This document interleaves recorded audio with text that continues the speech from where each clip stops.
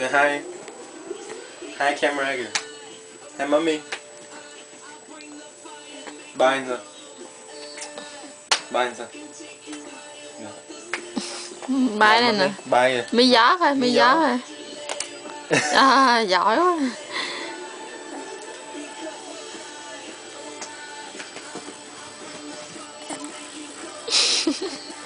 Chả giờ chọn quay.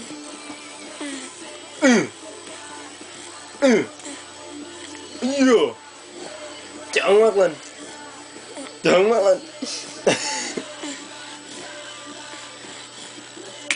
Nói chơi chụp mâm nè. Đói uống khí thế. Ăn nữa không? Ăn nữa không? Ăn nữa không? À, dính rồi. Dính là liếm lại lưỡi ra liếm.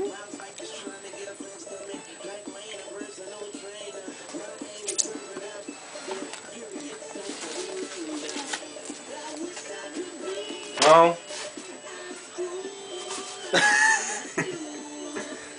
Nhưng mới cắt tóc. Gì? Nó chữ tóc nắm đầu nữa. Nắm tóc nữa. Say hi. Mi gió cái cây. Gì vậy?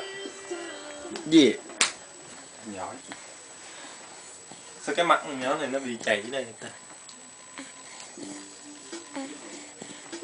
Để nhìn camera. Đúng hết chưa? Uống nước ngọt không?